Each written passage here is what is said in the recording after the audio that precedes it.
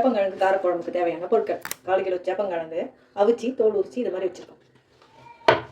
வெங்காயம், பெரிய வெங்காயம் 3 வெங்காயம் பொடியாக நறுக்கி வச்சுருக்கேன்.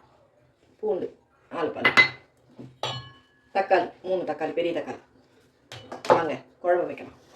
நல்லெண்ணெய் காரக்குழம்புக்கு தேவையானது ஊற்றிக்கிட்டு பிறகு கொஞ்சம் வெந்தயம்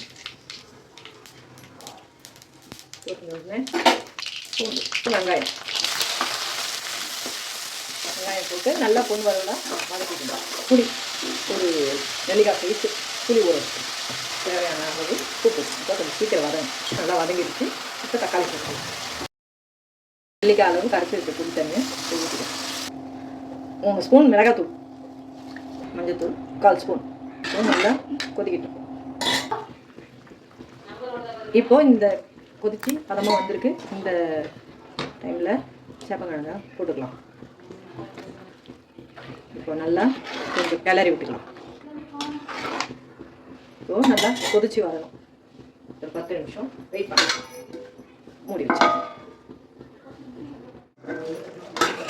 பிரிஞ்சு வந்துடுச்சு. இந்த ஸ்டேஜில்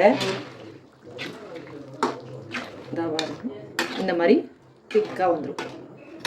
இந்த ஸ்டேஜில் கருவேப்பிலை கொத்தமல்லி போட்டு இறக்கி வச்சு அவ்வளோதான், காரக்குழம்பு ரெடி.